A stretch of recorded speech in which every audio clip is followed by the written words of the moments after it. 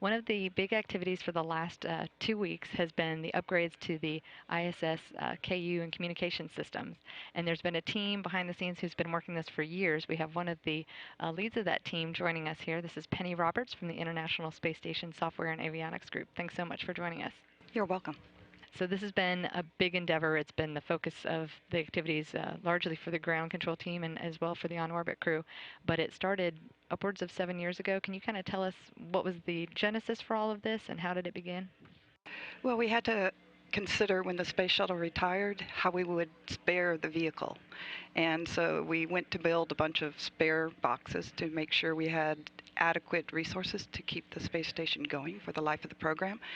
And we reconsidered doing that for this particular system. Instead, we looked at upgrading it to provide enhanced capabilities to ensure we had the full utility of all the payloads and experiments and the international partners on board the space station to make sure we could get the data to the ground. And so we looked at upgrading this system instead of just building the same box to print. And so for an endeavor like that, how did you guys even start facing the challenge, bringing the teams together and figuring out what was needed? Well, the first thing you got to do is contact the users, find out what they need, look at the program and the future and what's coming and what data needs to get to the ground and where the data is going to be located at. And then you have to figure out how do you deploy it in such a way that you meet the needs as the program evolves and that you don't take down the system for too long while you're trying to upgrade it, because it's a challenge to upgrade a moving platform.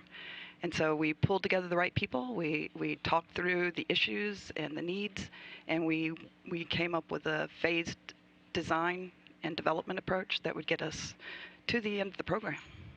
And it sounds like you were saying that this started just as, a plan to enhance it, but really the timing worked out perfect because it seems like it's really been needed to have that additional bandwidth, at least for the science and experiment data. Yeah, we're positive that the bandwidth will be filled and is already filled by the payloads that are needing to get data to the ground. So these initial concepts started about 7 years ago, but you said it started in earnest about 4 years ago. Walk us through what happens over 4 years for something like this. Well, we started by first looking at the robustness of the system and where the major bottlenecks for getting data to the ground were. And so to improve the robustness, we first actually deployed an antenna, a new antenna, to allow us a robustness outside where we had single point failures. We actually put a new boom outside, we put a new antenna on it, and a new transmitter receiver controller. And so that happened several years ago. And then we looked at the payload data path, and we upgraded one of our boxes that are on orbit to aggregate data into a single channel and get us multiple channels to the ground. And then now we're doing the big one, which is the integrated communications unit. And this one actually expands the bandwidth of data getting to the ground, as well as data coming up to the space station, and the ability to send video down using modern techniques. And so there was several enhancements that were part of this, and we just pulled a community of people together from across the country to make that happen, as well as worked with the Space Network folks to get the TDRS and utilize capabilities that we've never used in our communication satellite. Speaking of the team, how many people are we talking about? Well, we're trying to procure about 500 patches right now for the team, and I'm not sure that's going to be enough because we had members in California, members in Denver, members in White Sands. Marshall Space Flight Center has been a major player in this activity, as well as the folks here, even Maryland, Florida. So we've got a lot of people contributed to this project to make it a success. So you all must be really, really happy. Everything seems to have been going really smoothly last week and this week, the installation of the new COM1 unit. Yeah, everybody's been very happy. You're cautiously optimistic and you hope nothing will go wrong, and you encounter problems, but you find a team who can solve those problems so quickly. And we've been very much happy. We've been pulling in the entire team because some of the team has left many years ago. And so we've been letting them know what's going on, and they've been sharing in the deployment and enjoying the success that we've had the past 2 weeks. So I think there's still some more steps next week. Can you kind of walk us through where we are at now and what is yet remaining for this?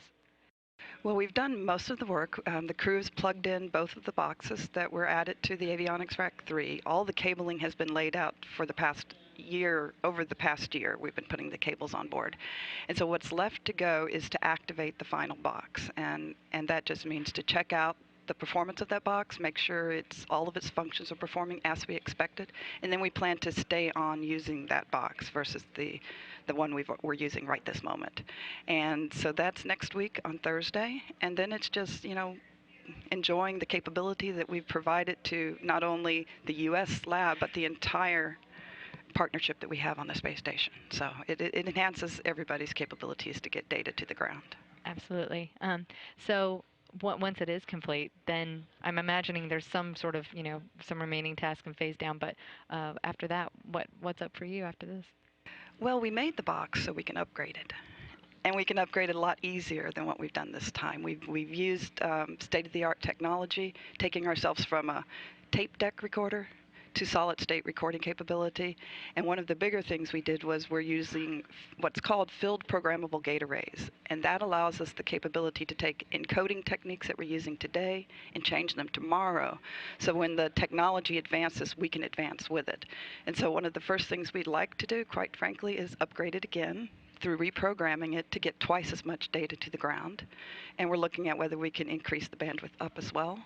And then it's a card replaceable box, so we may be able to pull out a memory card and put in a new memory card and have increased capacity.